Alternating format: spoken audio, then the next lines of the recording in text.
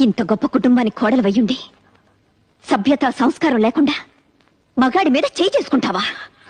కనీసం పనివాళ్ళున్నారని ఇంగిత జ్ఞానం కూడా లేకుండా పోయిందా నీకు? తప్పుడు మాట అంటే చెంప పగలగొట్టాను తప్ప.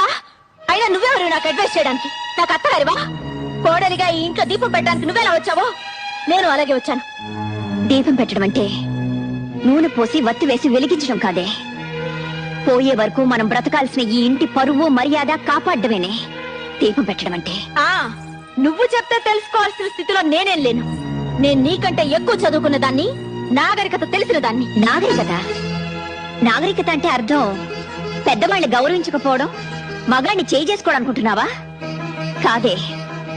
పట్టు చీర కట్టినా పాతి చీర కట్టినా ఎదుటి వాళ్ళు చేతులెత్తి నమస్కరించేలా ఉండటమేనే నాగరికత అంటే. చూడు, ఇంకో ఆర్గ్యుమెంట్స్ అనవసరం. నీతో నీతులు చెప్పించుకునే అవసరం గాని, అడ్డమైన వాళ్ళ ముందు తలంచి బ్రతకాల్సిన కర్మ గానీ నాకు లేదు.